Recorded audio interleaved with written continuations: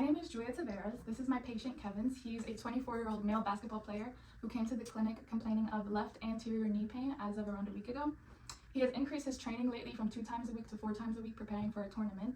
He reports a 2 out of 10 dull pain at rest, but it increases to a 7 out of 10 pain and difficulty with actions requiring bending the knee, such as landing from a jump and going down the stairs. He has no history of cancer or any skin conditions. He has not sought any treatment prior to seeing me, but he does find that his pain goes away a little bit with icing. So, to begin our palpation screen, I'm going to start with assessing temperature and edema of the right knee. So Kevin, is it okay if I place my hands on you to check for any swelling first or temperature?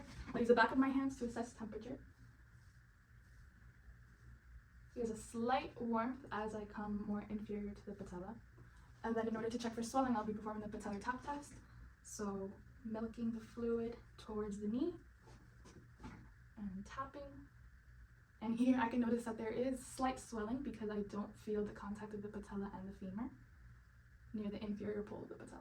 Patient seated at the edge of the table with his knee at approximately 90 degrees, and here I'll be assessing any tissues that may cause any pain or reproduce his complaint. So since I noticed swelling at the inferior pole of the patella, I would trace the patella here, go down, and he reports a pain right here at the patellar tendon that attaches here to the tibial tuberosity.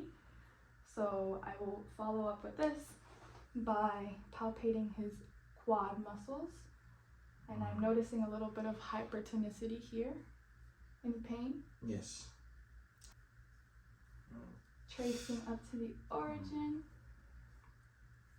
Also, I'll palpate his vastus medialis. Any pain here? Yes. And as also his vastus lateralis.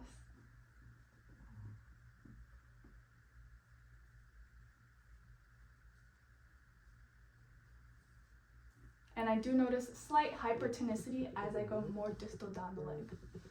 So now I'll be palpating any ligaments or any other bony structures that may be reproducing his pain. I'm going to go to either side of the patella here and fall into the joint lines. Is there any pain here, Kevin? Mm-hmm. And then I'll just fall under here to the pes anserine. Any pain as I palpate here? Mm-hmm. I can check his medial collateral ligament here by applying a valgus force. Any pain? Mm-hmm. And then I'll go up to his lateral collateral ligament, apply varus force. Any pain here? Nope. Okay. And then fibular head. Any pain? Nope. And then one last time to confirm the pain, the structure that reproduced this pain, I'll go to the tibial tuberosity, palpate the quad tendon. Does this reproduce your pain? Mm-hmm. Now for my palpation screen, I'm just going to check his myofascia to check if there's any restrictions.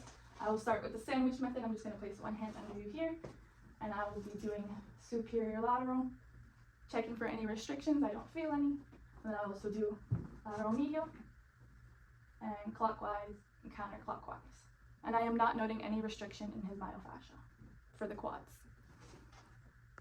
And here I have the patient standing upright for me normally so I can observe for any positional faults within the patella. And for his left leg, I could notice a slight lateral rotation of his patella. So Kevin's, after completing my palpation screen, it seems to me like you may be experiencing some patellar tendinitis. Because your pain is focused directly front and center of your knee right here between the patella and the tibial tuberosity. It could just be because you are overusing your quads, so when you're landing, you're putting a lot of pressure onto your patella. You have some inflammation at your knee tendon that's causing the pain and the swelling that you see here. So for my functional assessment, I'm going to ask my patient Kevins to go ahead and perform a squat for me.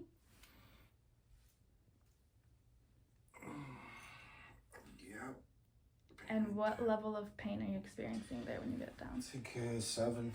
7 out of 10? Yeah. Okay. So Kevin's, with situations like tendon inflammation, I like to perform a soft tissue mobilization called cross friction massage. Essentially what I'm going to be doing here is increasing something called the fibroblast recruitment. So basically what this is doing is it's going to help produce collagen and basically promote the healing of your tendinitis. I'm going to be applying gentle pressure just perpendicular to the tendon, and I'm going to leave it there for like at least 2 minutes.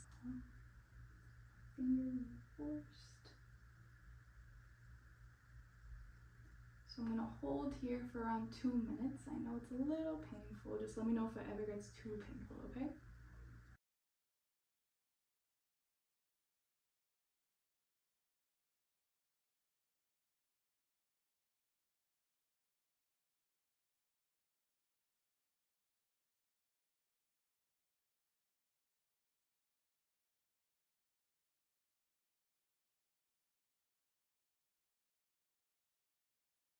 And like I said, I know that it's painful, but essentially what I'm also doing is increasing blood flow to the area. So everything that I'm doing now should be helping you heal a little faster from it.